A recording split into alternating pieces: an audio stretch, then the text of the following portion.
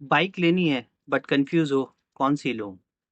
Royal Enfield की Hunter 350 लूं या क्लासिक 350 लूं या फिर किसी और ब्रांड पे स्विच करूं। डोंट वरी, आपकी इस कंफ्यूजन को बिल्कुल दूर करने वाले हैं। वीडियो को पूरा देखिएगा क्योंकि वीडियो के एंड में कुछ ऐसा बताने वाले हैं जो आपकी इस कंफ्यूजन को बिल्कुल दूर कर देगा और आप इजीली बाइक को सेलेक्ट कर पाएंगे। तो चलिए शुरू करते हैं इस वीडियो को।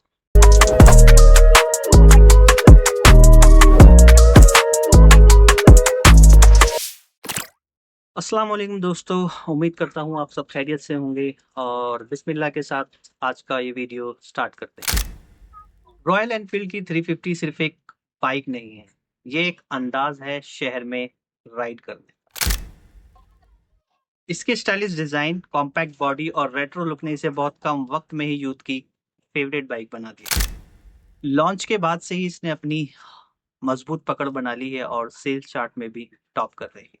रॉयल एनफील्ड ने ये साबित कर दिया है कि वो सिर्फ क्रूजर ही नहीं बल्कि शहरी सड़कों के लिए भी परफेक्ट बाइक बना सकता है। किसी भी बाइक को सिलेक्ट करते वक्त उसकी लुक्स या परफॉर्मेंस ही नहीं बल्कि लंबे समय तक चलने वाली भरोसेमंद क्वालिटी भी मैटर करती है, क्योंकि बाइक एक दिन के लिए नहीं होती है, ये आपके हर सफर की साथी बनती है। इस बाइक को चलाते हुए मुझे 2.5 साल हो गए हैं और मैं इस पे लगभग 10,000 किलोमीटर से ज़्यादा कंप्लीट कर चुका हूँ। आज मैं सिर्फ इसके फीचर की नहीं बल्कि अपने असली तजुर्बे की बात करने वाला हूँ, जो शायद आपने इसके ब्रोशर में नहीं पढ़ी हो। तो इसमें बहुत सारे सवाल होने वाले हैं। क्या ये बाइक लंबे सफ़र में साथ निभाती है? मेंटेनेंस कैसा है? क्या ये अपने वादों पर खरी उतरती है जैसा कि रॉयल एनफील्ड अपने कस्टमर को कमिट करता है? चलिए शुरू करते हैं एक ईमानदार और रियल ओनरशिप रिव्यू मेरे हंटर 350 के साथ बिताए हुए इन 2.5 सालों का। तो जब बात होती है हंटर की लॉन्ग टर्म रिलायबिलिटी की, तो हंटर 350 ने मुझे कभी मायूस नहीं किया। तो पिछले 2.5 सालों में ये बाइक बहुत ही मजबूती से चली है, खासकर शहर के ट्रैफिक में और वीकेंड राइड्स पर। हाँ, कुछ छोटे मोटे मैकेनिकल इश्यूज जरूर आए, जैसे कभी चेन ढीली हो गई या चेन बहुत ज्यादा हार्ड हो गई। हार्ड इन द सेंस कि चेंज को टाइमली ल्यूब करना पड़ता है। तो कभी ऐसा हुआ कि मैंने वो ल्यूब नहीं की तो वो चेन हार्ड हो गई या क्लच थोड़ा हार्ड पड़ जाता है। बट रॉयल एनफील्ड के सर्विस सेंटर पे वो चीज़ें सारी सर्विस में कवर हो गई। एज सच कोई मेजर इशू बाइक में अभी तक नहीं है। और अगर इसके इंजन की बात करें तो 349 सीसी का ये जे सीरीज इंजन बहुत ज़्यादा स्मूथ, शहर की राइडिंग के लिए बढ़िया है। टॉर्क अच्छा है, लेकिन हाईवे पर 90 टू 100 के बीच में थोड़ा कंप्लेन करता है। आपको थोड़ा फील होगा कि बाइक थोड़ी और भागनी चाहिए, बट वो ऐसा नहीं होता।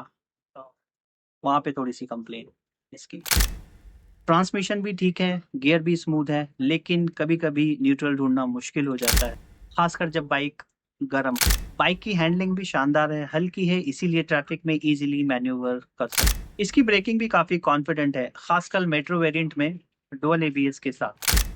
बिल्ड क्वालिटी भी काफ़ी अच्छी है, कुछ इसमें चीप महसूस नहीं होता। एक चीज़ को छोड़ के, जो इसकी वायरिंग है उसपे कुछ नॉर्मल टेपिंग से इन्होंने उसको कवर किया हुआ है, जो कि थोड़ा-सा आपको चीप नहीं कहूँगा, बट उसमें कुछ बेटर हो सकता था। सस्पेंशन की बात करें तो सस्पेंशन थोड़ा स्टिफ है, खराब रास्तों पे झटके काफ़ी महसूस होते हैं। लॉन्ग राइड्स पर सीट कंफर्ट थोड़ा एवरेज है, 100 से 150 किलोमीटर के बाद थोड़ी थकावट महसूस होती है। तो कुल मिलाकर हंटर 350 एक भरोसेमंद बाइक रही है मेरे लिए। कुछ कमियां रही हैं, लेकिन उसकी styling, day to day performance ने उसे बैलेंस कर दिया। लॉन्ग टर्म ओनरशिप रिव्यू के हिसाब से ये बाइक वैल्यू फॉर मनी साबित हुई है। तो अब बात करते हैं उस चीज़ की जो हर बाइक ओनर के लिए सबसे इम्पोर्टेंट होती है, वो है मेंटेनेंस कॉस्ट। हंटर 350 का मेंटेनेंस, ये कहो रूटीन मेंटेनेंस, काफ़ी स्टैंडर्ड है। हर 5,000 किलोमीटर पर आपको इंजन ऑयल चेंज कराना पड़ता है, जो कि हंटर 350 के सर्विस सेंटर पर, रॉयल एनफील्ड के सर्विस सेंटर पर 800 से 1000 के बीच में इजीली हो जाता है। साथ ही ऑयल फिल्टर, एयर फिल्टर और चेन क्लीनिंग जैसे बेसिक चीज़ें भी इसी में कवर हो जाती हैं। टायर्स मैंने अभी तक चेंज नहीं कराए क्योंकि बाइक इतनी ज़्यादा नहीं चली है, तो टायर्स का कॉस्ट आप ऐड कर सकते हैं। It depends on your ride, आप डेली कितना बाइक चलाते हैं। तो मेरे बाइक के टायर्स अभी काफ़ी अच्छी कंडीशन में हैं क्योंकि इतना राइड नहीं हुआ है। तो टायर्स का मैं आप पर छोड़ता हूँ, आप जो टायर आपको पसंद आता है वो अगर आपको चलाना पड़ता है आपके इन 2 ढाई सालों में, तो वो डिपेंड करता है कि कौन सा टायर आप पसंद करें। बाइक सर्विस चार्जेस 500 से लेकर 1000 के बीच में होते हैं अगर कोई मेजर इश्यूज आपकी बाइक में नहीं आया है। सो कुल मिला के साल में 3 से 4 हज़ार का इसमें आपको मेंटेनेंस कॉस्ट लगता है, जिससे आपकी बाइक पूरे साल स्मूथली चलती है। सबसे इम्पोर्टेंट पार्ट इसमें ये है कि बाइक को आपको टाइमली लीव करना पड़ता है। बाइक की चेन को आपको टाइमली लीव करना है, जिससे कि आपकी बाइक और ज़्यादा स्मूथ चलती है और उसमें कोई मेजर इश्यूज आने के भी चांसेस बहुत ज़्यादा कम हो जाते हैं। सो अगर हंटर 350 की मेंटेनेंस कॉस्ट को बाकी बाइक्स या जावा या होंडा CB 350 से कंपेयर करें तो इसकी कॉस्ट थोड़ी कम रहती है। सो जावा जैसी बाइक की सर्विसिंग थोड़ी महंगी पड़ती है, पार्ट्स की अवेलेबिलिटी में भी थोड़ा दिक्कत रहता है, और वहीं बजाज की सर्विस थोड़ी सस्ती है बट बिल्ड क्वालिटी में वो मज़ा नहीं आता है जो कि रॉयल एनफील्ड आपको देता है। और फिर बात आती है बाइक की बैटरी की, तो बैटरी भी अभी तक स्मूथ चल रही है, 2.5 साल में कोई ऐसा इश्यू नहीं आया है बैटरी में भी। तो बैटरी भी मैंने अभी रिप्लेस नहीं कराई है, तो वो भी आप की रनिंग पे डिपेंड करता है कि आप कितनी बाइक चलाते हैं, उसी के हिसाब से अगर बाइक की बैटरी आपको रिप्लेस करानी है तो वो कॉस्ट उसमें ऐड हो जाता है। सो इसके अलावा इन 2.5 सालों में कोई ऐसा बड़ा इशू नहीं आया है, ना ही मैंने क्लच प्लेट में कोई काम कराया है, ना ही इंजन में, और ना ही कोई ऐसा इसका पार्ट रिप्लेस हुआ है। सो यही सारी चीज़ें हंटर 350 को एक सॉलिड अर्बन बाइक बनाती है। सो अब बात करते हैं उस हिस्से की जो हर बाइक लवर को सबसे ज़्यादा एक्साइट करता है, वो है राइडिंग एक्सपीरियंस। हंटर 350 की राइडिंग डायनामिक्स कमाल की है, बाइक हल्की है, कॉम्पैक्ट है और सिटी ट्रैफिक में काफ़ी अच्छा परफॉर्मेंस देती है। कॉर्नरिंग में ये बाइक सरप्राइजिंग तौर पर स्टेबल लगती है और इसका लो सेंटर ऑफ ग्रेविटी राइडिंग को और भी मज़ेदार बना देता है। सो सस्पेंशन की अगर बात करें तो वो थोड़ा स्टिफ है, स्मूथ रोड्स पे तो काफ़ी ज़्यादा मज़ा देता है बट ख़राब सड़कों पर काफ़ी ज़्यादा प्रॉब्लम भी करता है। स्टाइलिंग मेरी नज़र में हंटर 350 का सबसे बड़ा प्लस पॉइंट है। Retro modern design, vibrant colours और इसका लुक इसको भीड़ से अलग बनाता है। राइडिंग पोजीशन भी बहुत ज़्यादा रिलैक्स्ड है, ना ज़्यादा अग्रेसिव है, ना ज़्यादा लेड बैक है। बिल्कुल डेली राइड के लिए एक परफेक्ट पोस्चर। और अगर इसके माइलेज की बात करें तो माइलेज इसका जो मैंने सिटी में नोटिस किया है वो 30 के अराउंड, और 25 से 30 के बीच में, और हाईवे पर 30+। It depends on your riding. So overall bike में कुछ इश्यूज हैं जहाँ पे कुछ सो ओवरऑल बाइक में कुछ इश्यूज हैं जहाँ पर रॉयल एनफील्ड को इम्प्रूव करने की ज़रूरत है, जो कि अभी के जो लेटेस्ट मॉडल है रॉयल एनफील्ड के, उनमें शायद रॉयल एनफील्ड ने कुछ चीज़ों को कवर भी कर लिया है। तो वो क्या क्या चीज़ें हैं मैं आपको तो पहली चीज़ है इसकी सीट इतनी ज़्यादा कंफर्ट नहीं है। लॉन्ग राइड्स पे आप जब 100 से 150 किलोमीटर कवर कर लेंगे तो आपको बहुत ज़्यादा थकावट महसूस होती है। 100 से 150 किलोमीटर तो मैंने आपको बहुत ज़्यादा बता दिया है। तो 100 से पहले ही आप एक बॉडी में थकावट महसूस करेंगे। तो एक चीज़ है इसकी सीट जो है बहुत ज़्यादा कंफर्ट नहीं, और दूसरा है इसका सीट हाइट और ग्राउंड क्लियरेंस। सो बाइक की सीट एक एवरेज हाइट पर्सन के लिए ठीक है, बट अगर बात करें ग्राउंड क्लियरेंस की तो मैंने काफ़ी ज़्यादा फील किया है अपनी बाइक में कि अगर कोई थोड़ा सा ऊंचा ब्रेकर आ जाता है तो वो बाइक उस पर टच होती है। तो दूसरा इशू है जो ग्राउंड क्लियरेंस है वो काफ़ी कम है, बट अभी के शायद मॉडल्स में उसको कवर कर दिया है, 100-350 में वो इश्यूज अब नहीं। और इसका इंस्ट्रूमेंट क्लस्टर थोड़ा बेसिक है, अगर थोड़ा कुछ और उसमें एक्स्ट्रा फीचर्स डाल दिए जाते जैसे ब्लूटूथ और नेविगेशन के लिए अलग से एक ऑप्शन उसमें आता है कि आप एक ट्रिपर नेविगेटर उसमें लगा सकते हैं, बट अगर इसका एक कॉम्पैक्ट इंस्ट्रूमेंट क्लस्टर मिलता तो और भी बेहतर।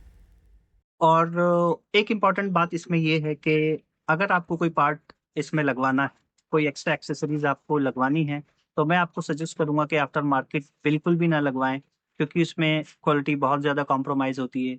मैंने ये गलती की थी, आप ये गलती मत कीजिएगा। जो भी आपको एक्सेसरीज बाहर से लगवाने का मन है तो उसको ना लगवाकर आप रॉयल एनफील्ड से ही उसको लगवाएं, ताकि आपको एक अच्छी बिल्ड क्वालिटी मिल सके। या फिर अगर आप कुछ ऐसा लगवाना चाह रहे हैं जो रॉयल एनफील्ड के पास नहीं है, या आपको पूरा भरोसा है कि बाहर से जो क्वालिटी आप लगवा रहे हैं वो अच्छी क्वालिटी है, तो आप उसको लगवा सकते हैं। अदरवाइज मैं आपको ये सजेस्ट नहीं करूंगा कि आप कोई सा भी पार्ट बाहर से लगवाएं। थोड़े पैसे बचाने के चक्कर में हम जो है उसकी क्वालिटी से कॉम्प्रोमाइज़ करते हैं, जो कि बिल्कुल भी ठीक नहीं है। और और लास्ट में हम बात करते हैं इसके सस्पेंशन की। सस्पेंशन काफ़ी ज़्यादा स्टिफ है। अगर थोड़ा सॉफ्ट होता तो बैड रोड्स पर, यानी कि ऑफ रोड्स पर, उसको जो राइडर को इतना झटके महसूस नहीं होते और वो उसके लिए एक बेटर राइडिंग ऑफ एक्सपीरियंस रहे। सो मेंटेनेंस के मामले में हंटर 350 ने जेब पर ज़्यादा जोर नहीं डाला है। अगर आप रेगुलरली सर्विस कराते हैं तो बाइक आपको काफ़ी अच्छा एक्सपीरियंस देगी और आपका जो जेब खर्च है वो भी कम होगा। सो कुल मिलाकर हंटर 350 एक ऐसी बाइक है जो ना सिर्फ दिखती अच्छी है बल्कि एक अच्छा राइडिंग एक्सपीरियंस भी आपको देती है, खासकर सिटी यूज और ओकेजनल हाईवे ट्रिप्स के लिए। स्टाइलिंग, माइलेज और हैंडलिंग, ये सब इस बाइक को एक ऑलराउंडर बाइक बना देते हैं। तो लास्ट में अब सवाल ये उठता है कि क्या मैं आपको हंटर 350 को लेने के लिए रेकमेंड करता हूँ या नहीं। 2.5 सालों में और 10,000 किलोमीटर कवर करने के बाद हंटर 350 ने मुझे एक डिसेंट राइडिंग एक्सपीरियंस दिया है। तो इसकी मेंटेनेंस ज़्यादा महंगी नहीं है। अगर आप रेगुलरली सर्विस कराते हैं तो ये काफ़ी लंबे समय तक चलने वाली बाइक है, बिना किसी बड़े खर्चे के। अगर आप एक ऐसी बाइक देख रहे हैं जो चलाने में स्टाइलिश हो, शहर में चलाने के लिए हल्की और मज़ेदार हो, रॉयल एनफील्ड नाम और फील के साथ आती हो, तो हंटर 350 एक बेस्ट चॉइस है। लेकिन अगर आपकी ज़रूरत है लॉन्ग हाईवे राइड्स, या फिर आप एक ऐसे कम्यूटर हैं जिसको हर वीकेंड पे या every other day long rides पे निकलना पड़ता है, तो मैं आपको हंटर 350 बिल्कुल भी सजेस्ट नहीं करूँगा। और अगर आप ऐसा कंफर्ट देख रहे हैं जो एक राइडर के साथ साथ आपके पिलियन को भी कंफर्टेबल जर्नी महसूस कराए, या फिर कोई हाई हाई स्पीड परफॉर्मेंस हो, तो फिर आपको थोड़ा सोचना पड़ेगा, क्योंकि ये बाइक बिल्कुल भी हाईवे फोकस्ड नहीं और लॉन्ग राइड में इसमें कंफर्ट थोड़ा कॉम्प्रोमाइज़ करता है। मेरे लिए हंटर 350 एक रिलायबल स्टाइलिश सिटी बाइक साबित हुई, और अगर आपकी प्रायोरिटीज़ भी इससे मिलती-जुलती हैं तो मैं ज़रूर इस बाइक को आपको रेकमेंड करूँगा। तो बाइक लेने से पहले आप इसकी टेस्ट राइड ज़रूर लें। बाइक काफ़ी अच्छी है। और भी बाइक्स रॉयल एनफील्ड की आप टेस्ट राइड ले सकते हैं। दूसरे ऑप्शंस आपके पास जावा है या फिर ट्रायम्फ है। तो पहले आप सबका टेस्ट राइड लें, जो बाइक आपको परफेक्ट लगे उस पे स्विच करें। जल्दबाजी में कोई डिसीजन ना लें, पहले सोचें लॉन्ग टर्म पे आपको बाइक ये रखनी है, तो उसके बाद कोई डिसीजन। सो मैं रिकमेंड करूँगा बाइक को चलाओ, समझो और फैसला अपने राइडिंग स्टाइल के हिसाब से लो, क्योंकि बाइक सिर्फ सफ़र नहीं, एक एहसास होता है।